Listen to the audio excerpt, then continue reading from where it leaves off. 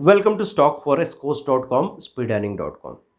दोस्तों, आजकल एक नया शब्द बजिंग वर्ड है, वो है फाइनेंशियल फ्रीडम या फाइनेंशियल रिटायरमेंट। हर एक आदमी पैसे की इस जद्दोजहद से, दौड़ से छुटकारा चाहता है। देखो, एक समय ऐसा था जब लोग गिनती के पीछे ही भागते रहते थे। अभी भी मैं ये कहता हूँ कि किसी इंसान ने अगर बहुत ज़्यादा पैसा नहीं बनाया है तो उसको पैसा ऐसा लगता है कि बस जितना आ जाए उतना मज़ा आएगा।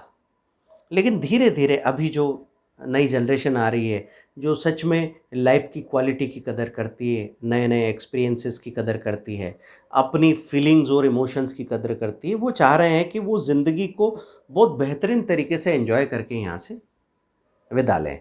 तो बात कर रहा हूँ मैं, मेरे पास कई बार सवाल आता है, कोरा पे मैंने इस क्वेश्चन का आंसर किया है। उस क्वेश्चन का आंसर आप चाहें तो डिस्क्रिप्शन में या फर्स्ट कमेंट में देख सकते हैं।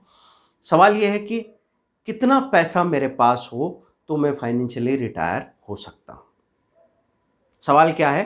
कितना पैसा हो? जैसे किसी ने पूछा कि सर, अगर 1 करोड़ रुपया मेरे पास हो तो क्या मैं रिटायर हो सकता हूँ? कितने सालों तक मेरा घर चलता रहेगा और कितने सालों तक मैं आज़ाद रह सकूँगा? तो दोस्तों, पूरा कैलकुलेशन का बात है। अगर आपके पास 1 करोड़ रुपए हैं तो उससे फाइनेंशियल फ्रीडम कैसे हासिल करेंगे? अब इसमें जिनके पास 5 लाख, 10 लाख, 15 लाख, 20 लाख हो, उनको दिल छोटा नहीं करना है। क्योंकि उनको हम ये बता ही रहे हैं कि 5 लाख को धीरे-धीरे, उस वक़्त आपके पास जब पैसा कम है, तो थोड़ी मेहनत और थोड़ा नॉलेज ज़्यादा, सीखना ज़्यादा हो, थोड़ी मेहनत, प्रयोग ज़्यादा हो, धीरे-धीरे अपना रेट ऑफ रिटर्न बढ़ाइए, तो कुछ समय में आपके पास ये कैपिटल आ जाएगी जिससे आप आज़ाद हो सकेंगे। पर हमारे सामने वो विज़ुअलाइज़ेशन होना चाहिए कि जो कुछ भी आप कर रहे हैं, वो क्यों कर रहे हैं? आप कहाँ पहुँचना चाहते हैं? ये बार-बार आपको नज़र आना चाहिए। तो बात मैं ये कर रहा था कि 1 करोड़ रुपया अगर आपके पास हो, तो कैसे होंगे फाइनेंशियली रिटायर?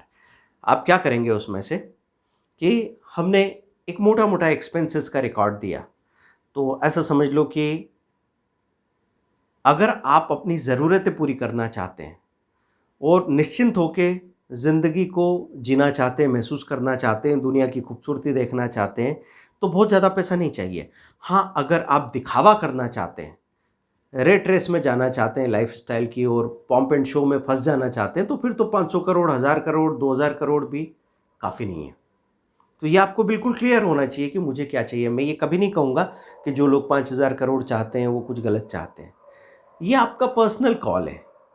अभी अगर कोई बात करता है कि फाइनेंशियल फ्रीडम, आर्थिक आज़ादी या ज़िंदगी के मज़े लेना है, तो फिर मैंने इस तरह से बात की। अगर किसी को इसी बात में मज़ा आता हो कि वो एक बड़ा एम्पायर खड़ा करना चाहते हो और 5000 करोड़ के मालिक होना चाहते हो, तो कोई गलती नहीं है। बस ये कहूँगा कि आप जहाँ जाना चाहते हो, जितनी दूर जाना चाहते हो, उस तरह की सवारी लीजिए, उस तरह के वाहन पे सवारी कीजिए।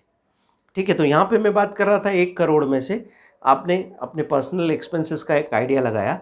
मैं भी एक ठीक-ठाक छोटे-मोटे शहर की बात करूँ, तो आप 50-60,000 में अपनी फैमिली को लेके चल सकते हैं। तो इसमें हमने अपने क्वेश्चन के आंसर में ये डिटेल में थोड़ा-सा एक आइडिया दिया भी है कि ऐसे-ऐसे अगर आप एक्सपेंसेस को मैनेज करें तो एक 40 टू 50,000 में मैनेजमेंट हो जाता है खर्चों का। थोड़ा बहुत इमरजेंसी में बढ़ जाएगा तो कभी किसी टाइम में कम हो जाएगा, ये चलता रहेगा। तो मैं मान लूँ कि आपको 4 साल के एक्सपेंसेस के लिए 20 लाख रुपीज़ लगेंगे, वो 20 लाख रुपीज़ आपने अलग रख दिए। 20 लाख क्यों? 4 साल क्यों? क्योंकि 4 साल में फाइनेंस का एक साइकिल पूरा हो जाता है।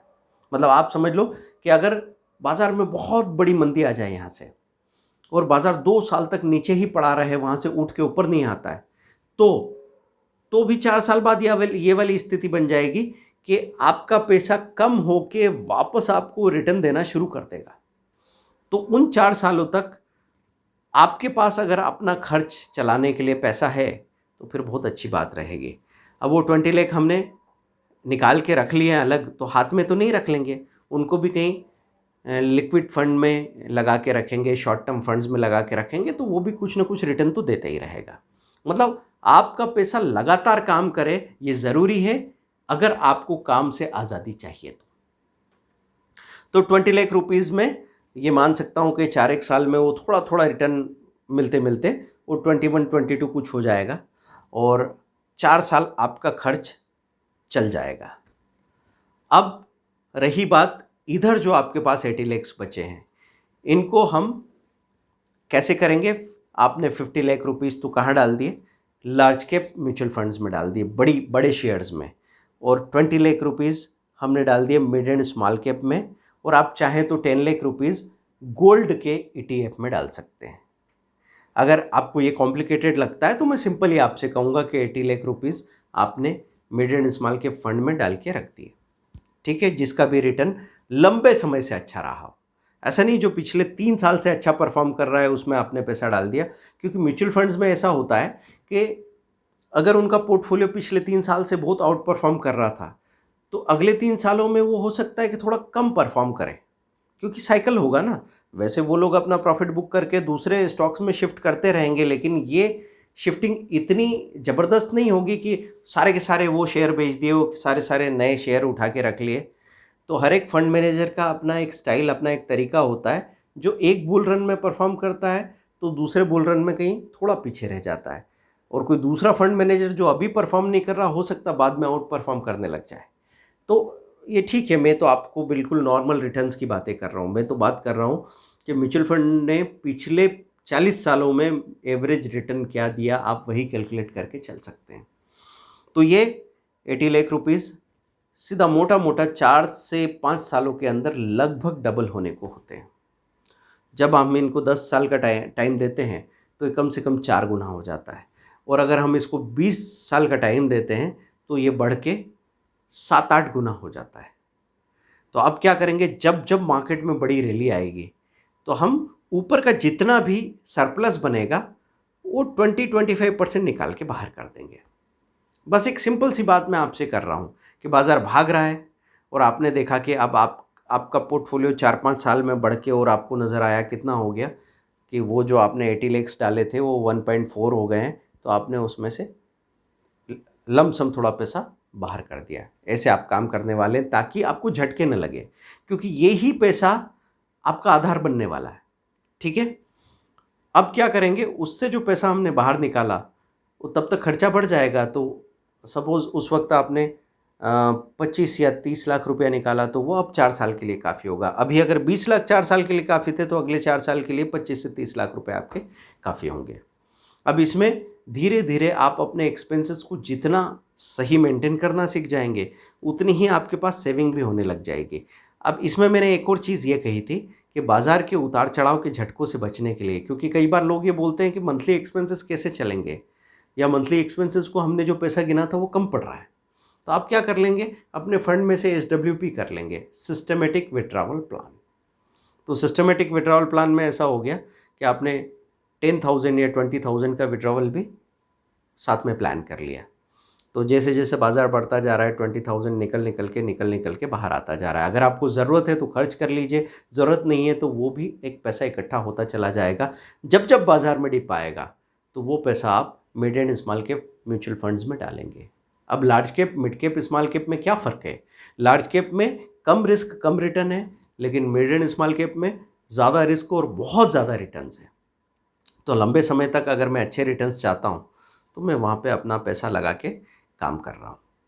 दोस्तों, इस तरीके से अगर आप काम करते हैं तो इतने फंड में आप हमेशा के लिए आज़ाद हो सकते हैं, और यकीन मानिए कि आपकी ज़िंदगी और बेहतर बनेगी। क्योंकि जब हमारे पास समय होता है तो हम शौकिया कोई भी काम करने जाते हैं, हमारे दिमाग में नए नए आइडियाज़ आते हैं। क्योंकि अगर आपको खौफ नहीं हो, अगर आप तसल्ली में बैठे हैं, तो एक किसी अंडरगारमेंट्स का मुझे वो पंच लाइन याद आता है कि लाइफ में हो आराम तो आइडियाज़ आते हैं। तो अगर आपकी लाइफ में आराम होगा तो आइडियाज़ आएंगे तो आप छोटा मोटा पैसा तो यूँ ही कमा लेंगे। आपको बस इतना समय समझाना चाहता हूँ कि सपोज़ आपका मंथली एक्सपेंसेस हो गया 55,000 या 50,000, और इसमें से आपने हार्डली 2,000 रुपया बचा लिया। 2,000 रुपये कितना होता है? 4%, या 8% आपने किसी तरह बचा लिया प्लान करके। और तरीके क्या क्या हो सकते हैं?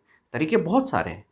आपके किसी आप ऐसे शहर में शिफ्ट हो गए जैसे हिल स्टेशंस पे, धर्मशाला जैसा शहर है जहाँ के लिविंग एक्सपेंसेस थोड़े से कंपैरेटिवली ठीक ठाक है, लेकिन रहने का एक्सपीरियंस बहुत अच्छा है। आप अगर अपने सोसाइटी के जंजाल में नहीं फंसे हुए हैं तो आप अपनी तरीके से जी सकते हो। जब भी हो, ऐसा नहीं कि मैं कहूँगा कि आपको अपना गाँव, शहर या सोसाइटी या अपने रिश्तेदार अच्छे नहीं लगते, लेकिन वो हमेशा अच्छे नहीं लग सकते ना। तो आप जाओ उनके पास, उनके साथ अच्छा वक़्त गुज़ारो, उनसे सचमुच का प्यार करो। क्योंकि मुझे रिश्तेदारी अच्छी तो लगती है, लेकिन मैंने ये चीज़ देखी है कि लोग शादियों में जाते हैं मजबूरी में, कोई चीज़ अटेंड करते हैं, किसी के फ्यूनरल में जाते हैं मजबूरी में, क्योंकि फ़ोर्स्ड हैं वो, उनको ये ऑब्लिगेशन की तरह लगता है। तो ऐसा हो रहा है कि सुबह इसकी मैरिज अटेंड की, शाम को उसकी मैरिज अटेंड की, नमस्ते जी, अच्छा लगा, ये करके निकल जाते हैं। तो जब आमने-सामने हम मिलते ही हैं, तो दिल में प्यार महसूस क्यों नहीं करते? क्योंकि सब लोग दौड़ में लगे हुए हैं, उनको वक़्त की कमी पड़ रही है। तो इसलिए मैं आपसे कहता हूँ कि आप चाहो तो एक दूसरी दुनिया में जा सकते हो, जहाँ पे आपका समय, आपका पैसा आप किसी नई दिशा में लगाओ। मतलब कभी-कभी मुझे ऐसा ख़्याल आया था कि मेरे पेरेंट्स ने अपनी रिश्तेदारी में, है ना? मतलब ये टाउन, वो टाउन, पिताजी का टाउन, माँ का टाउन, मामा का घर, ये वो करते-करते अगर मैं देखूँ तो हो सकता है कि उन्होंने पिछले 50 सालों में 2-3 1 लाख किलोमीटर ट्रैवल कर लिया होगा। इतनी बार में तो वो इसमें हो सकता था 5 बार वो दुनिया का चक्कर लगा लेते। उसमें समय भी लगा, पैसा भी लगा, एनर्जी भी लगी। तो कभी-कभी तो ऐसा हुआ कि वो एग्ज़ॉस्ट भी हुए। लेकिन वही-वही रिपीट करते रहना पड़ता है एक आदमी को अपनी सोसाइटी में। अगर आप उसी को एन्जॉय कर रहे हैं और खुश हैं, तो मैं कहूँगा कोई बुराई नहीं, मस्त रहो। अगर आपको लगता है कि नहीं आप कुछ और करना चाहते हो, तो कुछ समय ये करके कुछ समय कुछ नया करना, कोई बुरी बात नहीं। तो दोस्तों, 1 करोड़ रुपए में आप ज़िंदगी भर के लिए आज़ाद हो सकते हैं। अगर आपने अगर 5,000 रुपया या 4,000 रुपया बचाया अपने एक्सपेंसेस में, और अगर आप उसकी एसआईपी करके रख देते हैं ना, तो आने वाले 20 सालों में फिर से 2 या 4 करोड़ रुपया इकट्ठा हो जाता है। अगर 2,000 रुपये महीने की बात करूँ, तो वो 2 करोड़ होगा। अगर मैं 5,000 रुपये महीने की बात करूँ, तो 5 करोड़ होगा। तो जितना आप खर्च नहीं करेंगे, आपका पोर्टफोलियो जब जवान हो जाएगा, तो वो इतना पैसा देगा कि आप क्या, आपके बच्चे भी खर्च नहीं कर पाएँगे। तो दोस्तों, ये था मेरे इस सवाल का जवाब। फाइनेंशियल प्लानिंग में आपको क्या करना पड़ेगा? बहुत सारे रिटायरमेंट कैलकुलेटर्स हैं। आप उस पे जाइए और देखिए कि आपका कितना छोटा-सा पैसा इन्फ्लेशन के बावजूद एक नॉर्मल से रिटर्न से, मतलब 12%, 14%, 16%, 18% के रिज़ल्ट से क्या-क्या पैसा दे सकता है। तो मैंने हमेशा एक ही चीज़ की त्रासदी देखी है कि लोग बहुत पहले बहुत मेहनत करके, अपना सेविंग कर के परेशान होके इतना बना चुके होते हैं कि वो आज़ाद हो सकते थे। लेकिन उनको गुलाम 2 चीज़ों ने बनाया, एक तो नंबर्स के पीछे भागने की दौड़, या फिर लोगों के साथ दिखावे की दौड़। और इस दौड़ में भागते-भागते ये हालत होती है कि उनके बच्चे भी इतने काबिल नहीं हो पाते कि उनके कमाए हुए पैसे का आनंद ले सकें। ना वो कभी वो मज़ा उठा पाते हैं। तो ऐसा लगता है जैसे लोग टिफ़िन लेके भागते रहे पूरे दिन, और वो खाना ख़राब हो गया और डस्टबिन में डालना पड़ा टिफ़िन को। ये कतई नहीं होना चाहिए दोस्तों।